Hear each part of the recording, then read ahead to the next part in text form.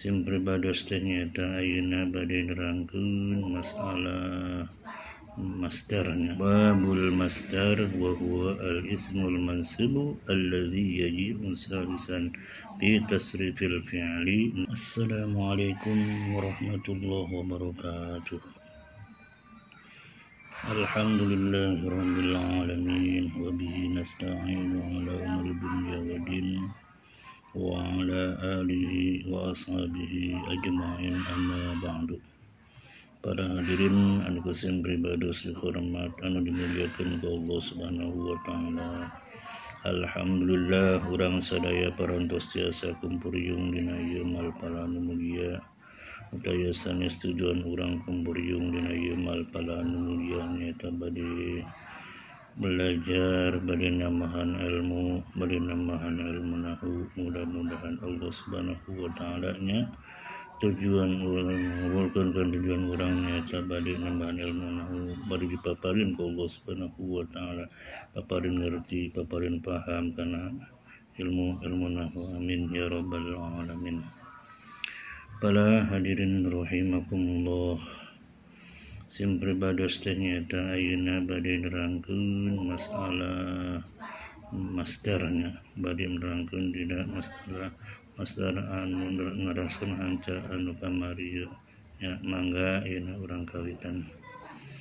Bismillahirrahmanirrahim. Qala Syekhul Mu'allifu rahimahullahu ta'ala wa nafa'ana bihi ulumi fi daraini, amin ya rabbal alamin. Babul masdar wa huwa al-ismul mansubu alladhi yaji'u salisan fi tasrifil fi'li nahu qawlika daraba yadribu daraban. Tah di dieu maknana babul masdar. Aya di dalam babul masdar maknana nyaeta ieu bermutarakeun masdar. Tah ari masdar pan hadirin, masdar ieu teh nyaeta isim anu dinasabkeun anu datangna tina tasrifan anu katilu. Tina tasrifan anu katilu tina fi'il madi. Contohna seperti doroba yadribu dorban.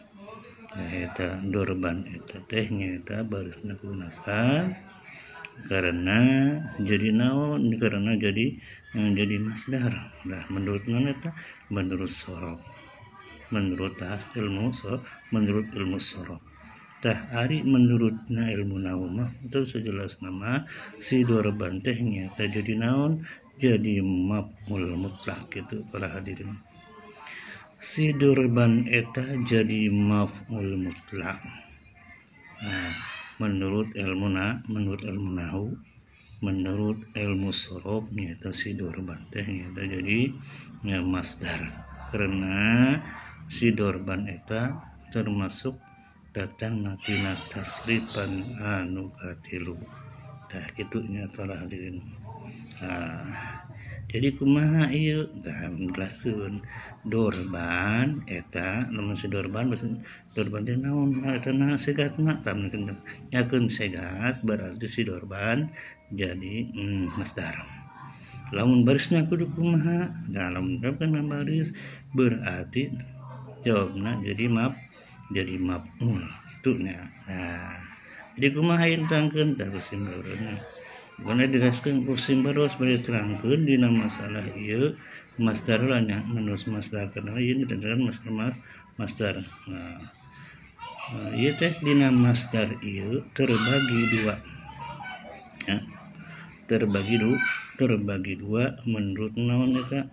Masdar menurut ilmu sorof terbagi dua. Aya masdar lafzi, aya masdar ma'nawi. Ari masdar lafzi nyaeta masdar lafzi teh nyaeta ngabuang lapad fi'il. Kalau ngabuang lapad yang pertama anu naon lapad pertama teh dorban teh seperti dina fi'il madina dibuang fi'il madina seperti naon dorobtu dorban. Dorobtu dorban.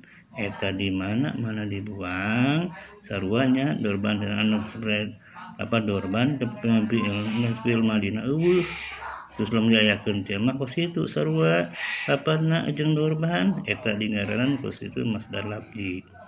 Kumaha ayeuna lah anu eta masdar masnawi tah hari masdar maknawi tah ari masdar maknawi mah kieu lamun eta masdarnya aya masdar tapi anu dibuang tapi eta na fiilna lamun diayakeun tiana diayakeun. Sarua naonna sarua manana lapadna teu sarua seperti kuudan itu aya lapad kuudan we nya fiilna eueuh pan tatian tasipan tina tiseueun fiil anu katilu dan waktunya tasipan tina katilu simakara eta si fiilna itu fiil madina eueuhkeun tah kemudian gayakeun cek manaon pantai kuudan jadi jelas tuh gayakeun. Eta si lapad kuudan berarti eta masdarna masdar mana maknawi. Nah sebabna disebutkeun masdar manawi karena anu dibuang jeung lapad kuudan nya sarua manana alapan hungkul teu sarua tah kitu. Tah eta ngaran kos itu masdarna masdar makna maknawi.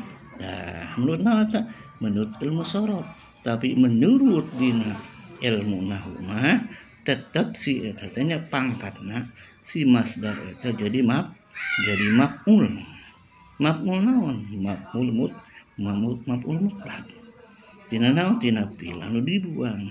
Jadi bahasa kuno tanyakan bahasa kuno nasab karena jadi maf'ul tina fiil dibuang yang tina fiil anu dibuang. Tapi mah mana sepertina dorban disebutna kudu nasab. Naon sebabna jadi maf'ul? Di mana? Tina fiil anu dibuang. Takdirna naon?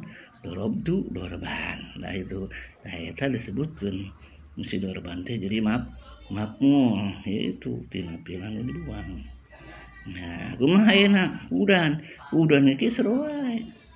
Nah, kuudan disebut kudu nasab. Naon sebab jadi maf'ul. Maf'ul mutlak di mana? Tina fiil anu dibuang takdirna jelas tuh kuudan tah kitu pada dirinya. Tadi masdar teh menurut ilmu sorof terbagi dua aya masdar lafzi aya masdar maknawi. Nah itu masdar lafzi masdar maknawi terus jelaskeun lafzi teh nyaeta masdar lafzi teh fiil anu dibuang sarua jeung anu aya jeung masdarna. Tah lamun cara ayeuna fiilna henteu sarua masdarna maknana sarua eta ngaranna masdar maknawi. Tah kitu perhatian mudah-mudahan nyaeta ieu teh sing ngajadikeun manfaat ka urang sadaya ilmu ieu teh nya ngaterangkeun sing dijadikeun manfaat ka urang sadaya jeung sing nerapkeun ka urang sadaya sing pahamnya dina masalah ieu masdarnya. Tah sakitu bae. Akhirul kalam wassalamualaikum warahmatullahi wabarakatuh.